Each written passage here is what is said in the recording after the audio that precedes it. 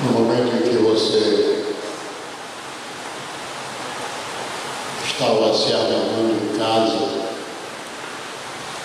para ver a igreja hoje, você sequer sabia qual era o homem que estaria aqui neste lugar para pregar a palavra. Deus sabia. E nós estamos aqui hoje porque Deus, na sua bondade, permitiu que fosse eu. Mas eu rogo a Ele que uma palavra só sequer seja minha, mas tudo seja dele. Aí, sendo dele, você vai ouvir. Sendo dele, você vai tomar como alimento. Sendo dele, você vai compreender e vai viver. E ai daquele que não viver conhecendo a palavra. Portanto, eu não sou muito preocupado que você goste de um jeito diferente de alguém pregar. O meu sempre foi esse. Cada pastor tem o seu jeito, mas não é o jeito que é o jeito da palavra. Às vezes ela entra como um perfume leve de uma rosa, às vezes entra como uma injeção na testa,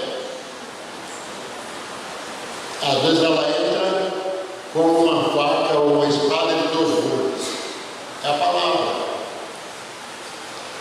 Esta palavra de hoje eu sei que será uma bênção para a igreja, porque já foi para mim quando eu estava me preparando para falar sobre ela. O texto é Lucas capítulo 22. Se você me perguntar por que esse texto, eu sei, só Deus sabe. Foi Ele que me deu esse texto. Foi Ele que colocou no meu coração. Fala desse texto. E Deus vai trazer a sua palavra.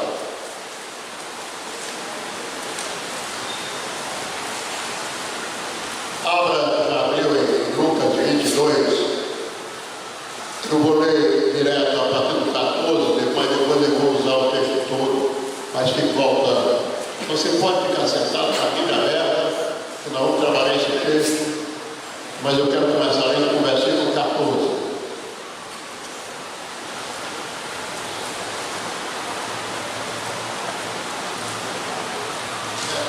E chegada a hora, pôs-se Jesus à mesa e com ele os 12 apóstolos.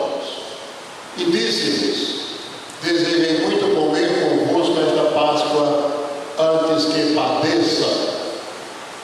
Então vejam que Jesus anuncia que quer participar daquele banquete, mas é um banquete que antecede o seu padecimento.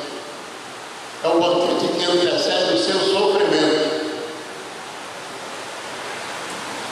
E a prova que é um banquete é que você vê um pouquinho antes do texto, eu não vou ler todo, mas você vai encontrar Jesus Cristo mandando os discípulos irem na frente, encontrarem um lugar, um salão especial, numa casa especial, e ali prepararem um banquete. Jesus Cristo poderia ter feito isso em qualquer lugar, mas escolheu um lugar especial para aquele banquete especial, um banquete de despedida. E porque eu vou dizer no versículo 16 que não comerei mais até que ela se cumpra no reino de Deus. E tomando o cálice, havendo dado graça, disse: tomai e reparti entre vós, porque eu vos digo que já não beberei do fruto da vide até que venha o reino de Deus. E tomando o pão e havendo dado graças, partiu e deu-lhe dizendo: isto é o meu corpo que é dado por vós, fazei isto em memória de mim. Semelhantemente, tomou o cálice, dizendo: este é o cálice da nova aliança do meu sangue, do novo testamento do meu sangue, que é derramado por vós. E aqui eu paro, porque logo depois ele muda totalmente de atitude em relação ao banquete que estava fazendo e diz que aquele que vai cair está junto deles. Está lá no versículo 21. E eis que a mão que me traz está comigo à mesa. Talvez pareça estranho, montar um banquete da magnitude daquele, da sua despedida deste mundo, quando você volta para o versículo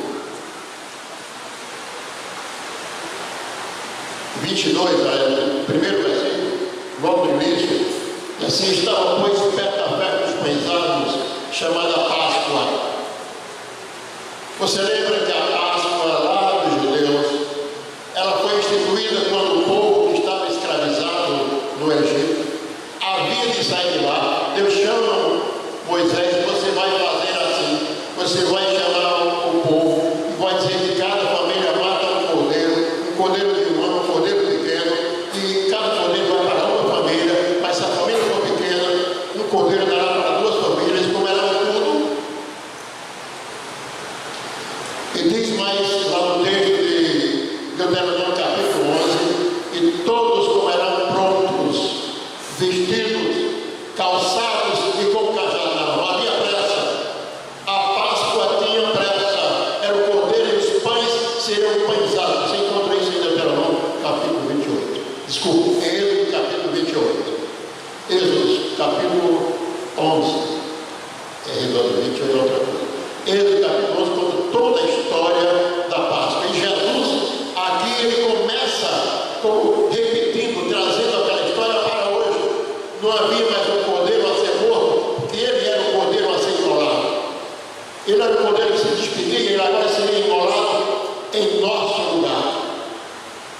Interessante que você encontra logo no início, que é o versículo 2, que os principais sacerdotes e os escribas andavam procurando como matariam, porque temiam o povo. Ou seja, eles queriam matar Jesus de forma escondida. E no meio há pessoas do povo, a sacerdotes, a liderança da autoridade que queriam matá-lo. E certamente foram essas autoridades que tomaram a sua espionagem de lá. E com a espionagem conseguiram um dos 12, venceram a cabeça e o coração de um dos 12, que diz o texto na frente que o diabo tomou o coração dele, e esse estava querendo ver a hora para entregar a Jesus Cristo. E aí eu imagino, volto para o texto, como Jesus Cristo se porta em meio a tudo isso. Autoridades que queriam matá-los, alguém dos seus que queriam, que havia traído, que estava traindo. E ainda havia outra coisa nesse povo. Se você ler o texto com mais devagar, versículo 24, eu estou indo lá e aqui, diz o seguinte: houve também entre eles contenda sobre o qual deles parecia ser o maior. Veja como Jesus estava cercado. De um lado, autoridades que queriam matá-lo. No meio deles, um que estava traindo, estava vencendo ele. E entre eles, quem seria o maior. Às vezes, quando nós temos algum tipo de coisa que nos contraria, nós esquecemos ou deixamos de celebrar a vida. E por isso que alguns morrem. Por isso que alguns se suicidam. Por isso que até pastores, e eu digo até pastores, apenas para chamar a sua atenção, mas tem um número maior de pastores suicidas. Eu digo até porque nós também somos humanos. Mas conhecemos a palavra. Mas Jesus Cristo, mesmo em meio ao tumulto de autoridades que queriam matá-lo de um lado, ele sabia que elas tinham poder, pelo menos o poder da terra, mas ele já havia dito a elas alguns dias antes: todo poder me foi dado no céu e na terra. Todo poder está com Jesus Cristo e não com as autoridades que queriam matá-lo. Não seria Judas que levaria Jesus Cristo para a morte, mas ele disse: ai daquele através de quem isso vai acontecer. E em meio a tudo isso, a todo esse tumulto, em meio a todo esse sistema de crise, Jesus Cristo resolve fazer um banquete de despedida. Mas o que me impressiona é que ele usa para esse banquete a simbologia da vida. Celebrar a vida com vida. Seja o meu corpo que é dado por vós.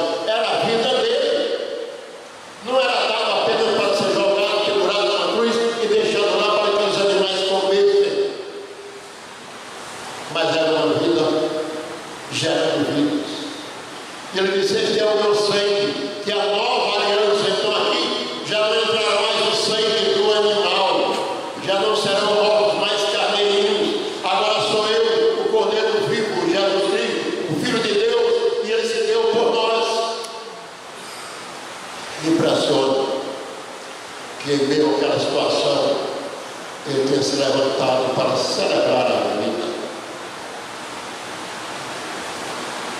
Você, como igreja de Jesus Cristo, como templo do Espírito Santo, você tem celebrado a vida nele, por ele e para ele. A nossa vida tem sido entregue a ele plena e completamente. Você teria coragem hoje de celebrar a vida para a honra e glória dele, ainda que alguém esteja tentando lhe trair ou queira lhe trair nesse exato momento, ainda que alguém esteja manipulando laços ou forças para matar você entregaria a sua Senhor, a minha vida é tua, Pai dela, que tu quiseres, eu estou sob a tua vontade. Pois Jesus Cristo nos dá uma aula e que é preciso que hoje é o tempo de celebrar a vida, porque a nossa vida não é nossa, não nos pertence, pertence a Ele para a honra e glória dele. Você não é seu, meu irmão, você não é sua, você pertence ao Senhor, então celebre a vida. E Jesus nos dá algumas missões nesse tempo. E Paulo, parece que foi de uma forma didática, ele esboça, que eles eu recebi do Senhor aquele que passa para vocês, que na noite que foi traído, ter tomado pão, deu graça também deu vinho, e lá ele diz assim, que ninguém deve fazer parte dessa mesa, ninguém deve fazer parte desse banquete de forma indigna. E eu não sou digno por mim mesmo, a minha dignidade vem de Deus. Ele diz assim, por isso examine-se, pois o homem é assim mesmo, e tome, participe deste banquete. Isso está em 1 Coríntios capítulo 11, a partir do verso 23. Portanto, algumas lições que ele nos ensina nesse texto. A primeira lição é que, inclusive, Jesus Cristo disse isto deve ser feito em memória dele, já me diz isso. Quando você volta para o texto que eu citei, em Êxodo capítulo 11, diz assim, o que é que nós dizemos aos nossos filhos? Quando eles perguntarem, digam assim, isso aqui é para relembrar o que Deus fez por vocês. É para relembrar que vocês eram escravos no Egito e Ele perdoou vocês. Para lembrar que vocês foram para o deserto e Ele guardou vocês. Para lembrar que vocês não tinham comida, Ele alimentou vocês. Para lembrar que vocês não eram o que vocês passaram a ser, porque Ele é Deus. Da mesma forma que diz lá em Êxodo, capítulo 11, que é para relembrar os feitos de Deus, Jesus diz, fazer isto em memória de mim. E Paulo repete. Então a primeira lição, nós precisamos celebrar a vida, lembrando que ela pertence ao Senhor, que se entregou por nós na cruz. Olhar para o sacrifício, porque não estamos aqui porque somos, porque queremos, porque desejamos ou porque podemos. Estamos aqui porque Ele é, porque Ele pode e porque Ele quer. Então a primeira lição é que nós devemos não perder a história. Quem assegurou a minha salvação foi Jesus Cristo, um dia lá no Calvário. Então eu preciso me voltar para fazer isso em memória de você. Que não saia da memória de vocês o sacrifício que cabe no Cordeiro de Deus, que tira o pecado do mundo. Como igreja, nós precisamos nos manter olhando para trás, para tirar lições. Não é lições do passado perdido, de um passado de mentira, do passado podre. É uma lição de verdade, um passado de verdade, daquele que disse que é, faz e fez. É um passado de alguém que subiu em meu lugar. Era você, Jonathan, que devia ter subido na primeira frente e por você. Ele subiu por você em seu lugar, pelas nossas feridas, Ele sofreu. Ele levou as nossas dores, levou as nossas amarguras. Ele foi pisado, Ele foi cuspido, e foi a cruz em nosso lugar. Portanto, a primeira lição é que em nenhum momento da vida nós devemos esquecer desta, a maior e a mais fascinante de todas as lições de Deus para nós. Porque nela, nesse passado, reside o amor que você sente hoje. Nesse passado, reside o amor que abraçou você hoje. Nesse passado, reside a graça que alcançou você, apesar de não merecer. Por isso nós não podemos esquecer esse passado. Fazer isto em memória de mim. Quando perguntarem por que fazer isso, façam para lembrar os feitos de Deus. E nós cantamos o hino do nosso lar preteriano que diz: conta muitas bênçãos, diz e aconteceu, e verás surpresa o quanto Deus já fez. Nem que nós poderíamos contar as bênçãos de Deus na nossa vida. A partir da sua geração convida, muitos da sua geração nem sequer nasceram. Muitos da sua geração morreram na infância, com sarampo, outros pestes. Muitos já se foram, Deus preservou você. Então há uma história particular de Deus com você.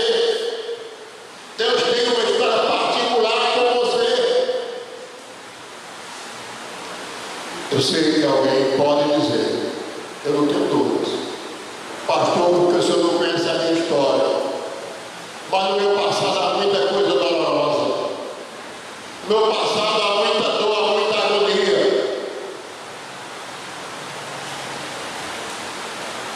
Mas no seu presente é uma palavra que diz: eu enxugarei dos seus olhos toda lágrima. É Jesus Cristo que diz.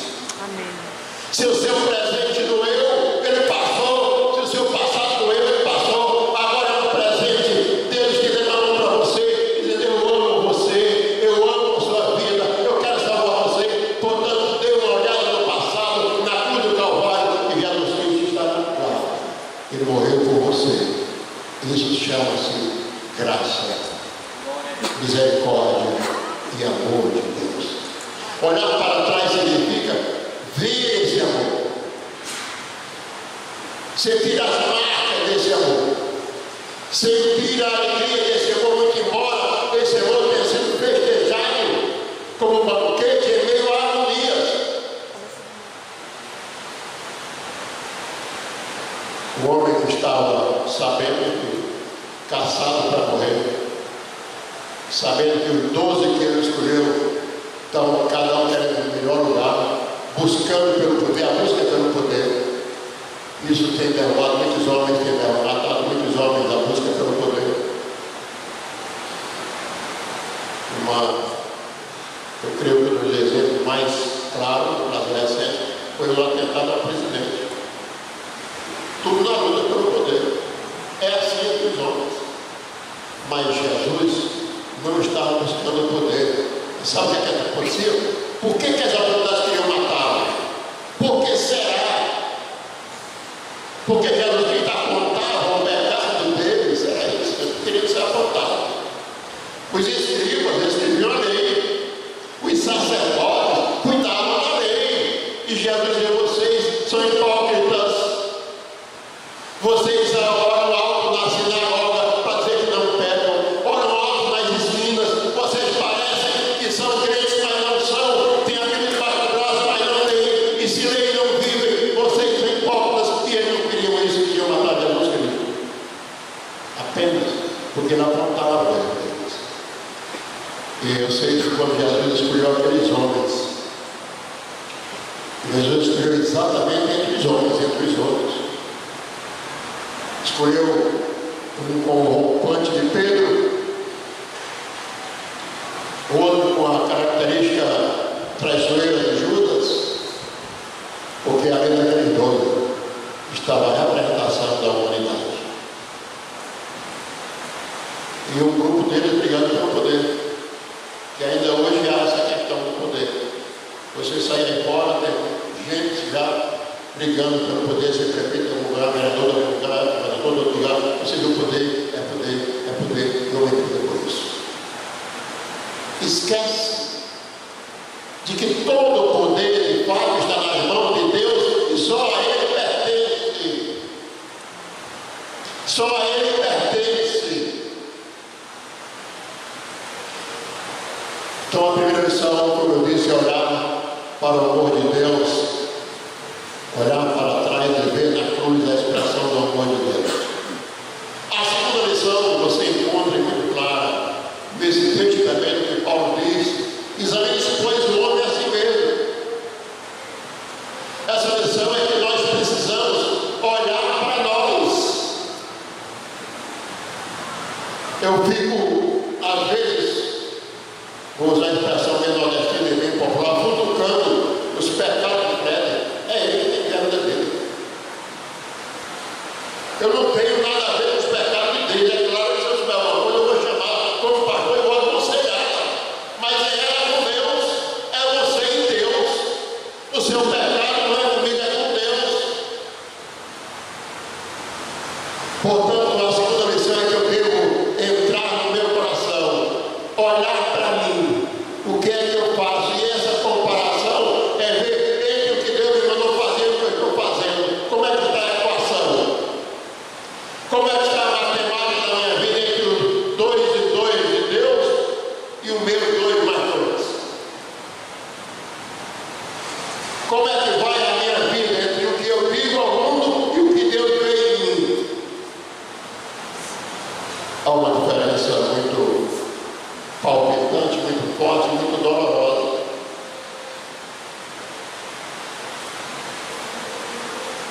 Eu já contei isso algumas vezes, acho que contei aqui, mas eu vou contar. Às vezes nós, os crianças, nós não damos exemplos. E uma vez eu ia numa outra cidade onde eu pastoreei, não foi aqui. Eu ia com um membro da igreja. Na realidade, para ser mais honesto, era um oficial da igreja. Entrei numa loja e ele muito alegre conheceu o dono da loja. Aí o dono da loja falou assim: agora vai se converter, vai virar, você dá, o pastor vai lhe convencer, você agora vai dar de mim. Ele disse: não, eu sou evangélico, se você é muito pior do que eu. O que é que significa isso? Significa que ele tinha uma aparência, tentava mostrar alguma coisa que de fato não era. Ou seja, na igreja ele tinha uma aparência.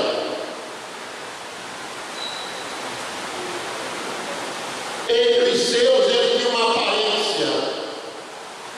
Na vigília, no culto de oração, no domingo à noite, ele tinha uma aparência, mas na vida ele não tinha aparência. Deus olhava para ele de forma diferente. Portanto, diz a palavra, essa é a segunda lição do texto: examine-se, pois, o homem a si mesmo. Aí vem o complemento dessa segunda lição: e tome deste pão e bebam. Portanto, sim que nós examinemos, sim que nós olhemos para dentro de nós e nos convertamos ao Senhor daquilo que está errado em nós não devemos sequer participar do banquete da vida. O banquete da vida não existe para nós, porque isso aqui é uma parte que passa. O banquete de vida para nós é a vida eterna que Deus nos deu em Cristo Jesus.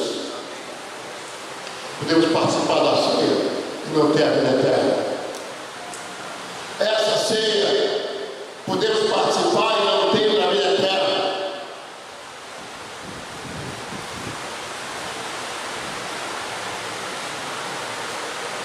E essa lição, segunda lição me marca muito. Porque às vezes nós, agora todo mundo pode olhar para mim. Aqui tem um pastor, postado aqui na frente, 72 anos de convertido aos 4 anos de idade, com absoluta certeza que a graça me alcançou naquele dia, não tenho a menor dúvida, vivendo na igreja a vida inteira, presbítero aos 24 anos de igreja, pregando a partir dos 17.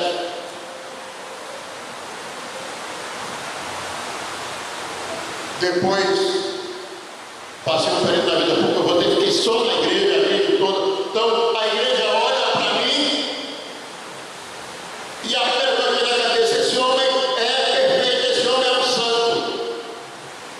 Ai de mim se não reconhecer que muitas vezes eu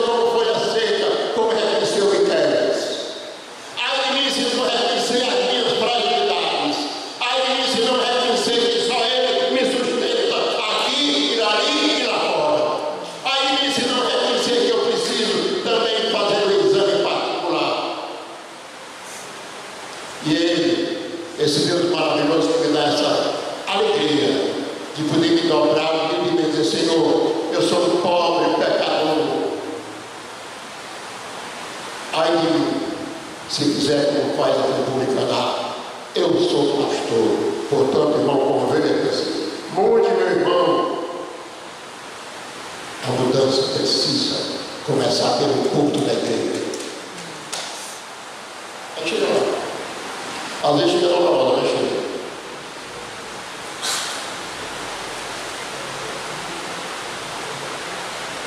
A outra lição que esse texto me deixa, apesar de não haver uma palavra dessa forma, é que ele me ensina que Jesus Cristo não vai tomar mais a ceia agora, só vai tomar no futuro, mas ele me ensina que há uma volta, que ele vai voltar, e que eu preciso olhar para isso, confiar nisso.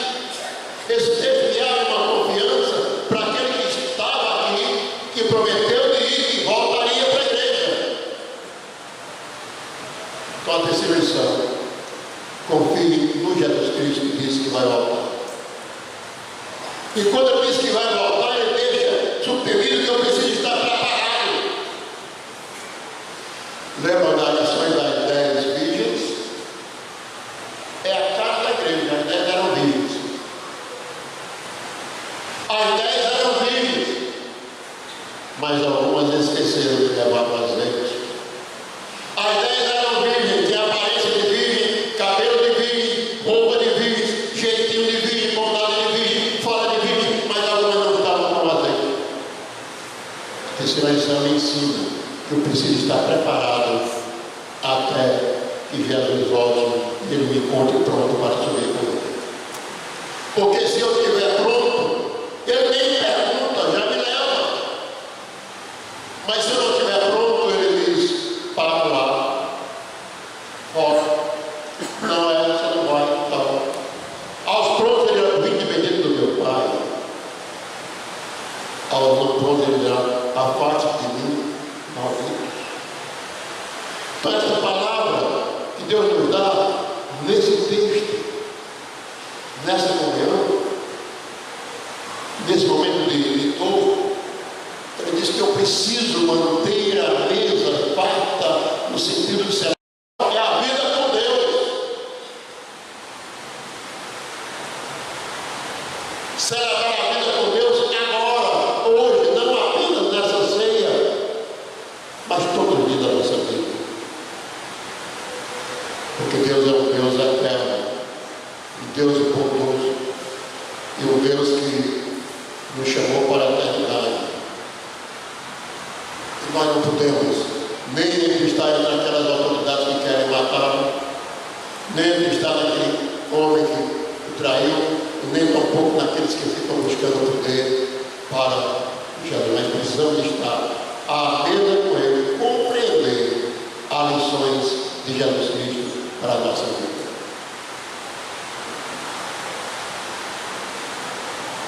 Como tem sido a sua comemoração dessa celebração da vida? Como você tem celebrado a sua vida com o Senhor? Como está a sua celebração? Não é se você faz um comércio em casa, porque isso aqui é coisa, hoje nem se lembra mais disso, que também faz. Mas a sua vida, você pessoalmente, como tem sido a sua celebração com Deus? Não, pastor, todo mês eu celebro aqui com os irmãos. A celebração da vida deve ser, como Paulo disse na oração: orai sem cessar. Celebrar a vida é celebrar a Deus sem cessar, sem intervalo. Porque a vida, a sua vida, ou seja, a nossa vida vai até não sabemos quando, pode ser daqui a alguns segundos. Por isso é preciso que eu esteja celebrando a cada minuto da nossa vida. Eu quero convidar você a compreender nesta noite a necessidade de você ser um celebrante permanente da vida com Deus.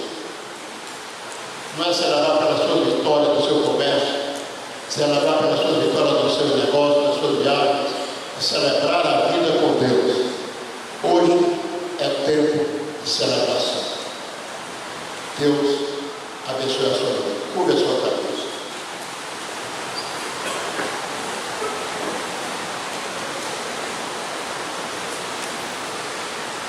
Pai misericordioso,